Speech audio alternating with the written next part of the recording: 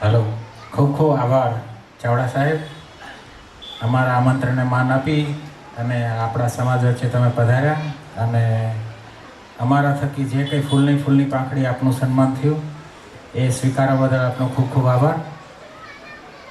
સાહેબ, અમારી તો પ્રણાલી છે અલગ મેલગ, અમારી થોડીક શું કહેવાય પાપા પગલી પાડીએ છીએ. હજી તો અમે મહેનત ચાલુ કરી છે, પણ અમે જે આખું ગ્રુપ શરૂઆતમાં ચાલુ કર્યું ત્યારે અમે એક થીમ લઈને નીકળેલા કે ભાઈ આપણે ભોજાભાઈ આવી જાઓ, સ્ટેજ પર આવી જાઓ ભોજાભાઈ.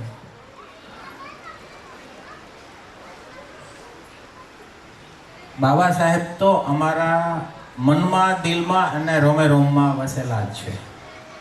કોઈને ના દેખાતા હોય તો એ સામેવાળાની ભૂલ છે, બાકી અમે જે કરી રહ્યા છીએ એ બાબા સાહેબે સીંધેલા રસ્તા ઉપર જ ચાલી રહેલા છે. ભલે અમે અંછળો નથી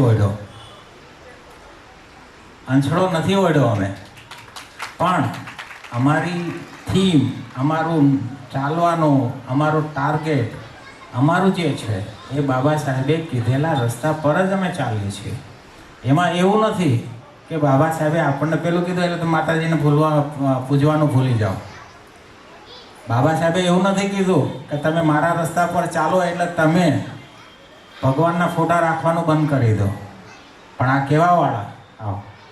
આ કહેવાવાળા અંછડા ઓઢીને ફરે છે, પણ અમે અમારા રસ્તે, એને મુબારક એના અંછડા, અમારે એ અંછડાની કોઈ જરૂર નથી. અમે અંછડા ઓઢ્યા વગર આ કામ કરીએ છીએ અને દર વર્ષે અમે આ રીતે કામ કરતા રહીશું. આ કારવા ભલે સમાજ સાથે હાલે નહીં હાલે, બાબા સાહેબને છેલ્લે તો આપણી સમાજ જ હરાવેલા. બાબા સાહેબને આપણી સમાજે જ છેલ્લી વિધાનસભા, લોકસભા આપણી સમાજે જ હરાવેલા હતા.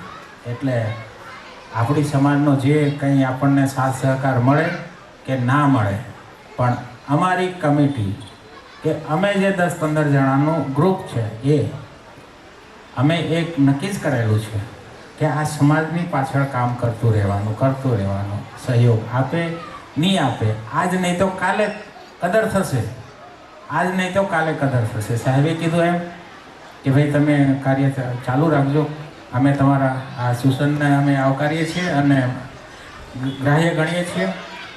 એટલે મેં મારી પત્રિકામાં, આ સમાજની જે પત્રિકા અમે બનાવી એમાં અમારું એકલાનું મન નથી હોતું કે એમાં મારું એકલાનું મગજ નથી ચાલતું હોતું, ચાલે છે આખી કમિટીનું.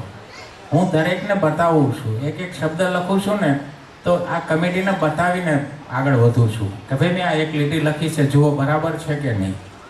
આ વખતનો અમારો વિનમ્ર પ્રયાસ જે કંઈ છે એ બાબા સાહેબના કહેવાથી દૂર હોય તો તમે તાર મને કહેજો, હું વાંચી સંભળાવું છું.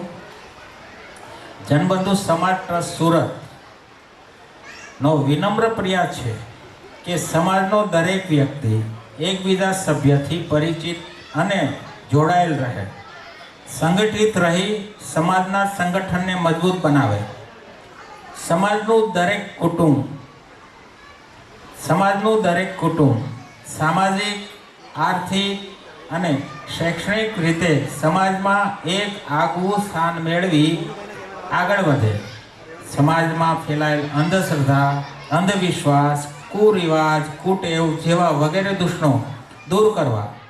સમાજનો દરેક વ્યક્તિ પોતાના બાળકોને ઉચ્ચ શિક્ષણ આપી પછાતપણાના લેવલમાંથી બહાર આવી પોતાની ખુમારીથી અને સામાજિક લેવલે એક મોભાદાર જીવન જીવે, એ જ અભ્યર્થના. બાબા સાહેબના વિચારો સિવાય અલગ કંઈ હોય તો તમે કહેજો, હું આ સ્ટેજ છોડી દઈશ.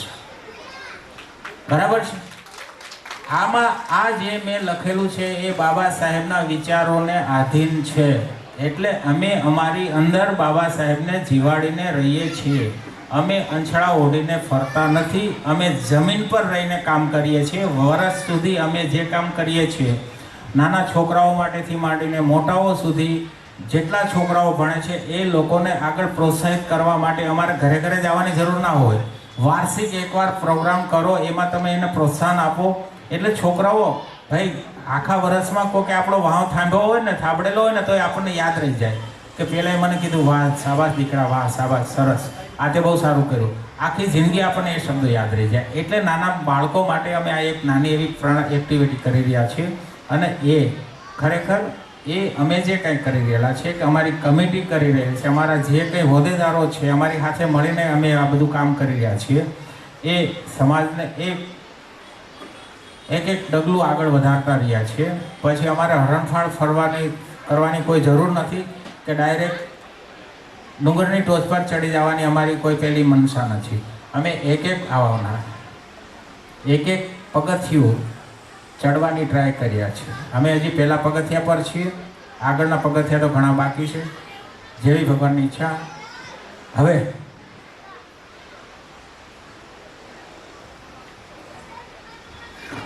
ખૂબ ખૂબ આભાર. ચાવડા સાહેબ તરફથી આ સમાજ ટ્રસ્ટને 25,000 રૂપિયાનું દાન મળે છે. વધાવી લો સાહેબ. દાન લેવા માટે તમારે આપેલું નથી.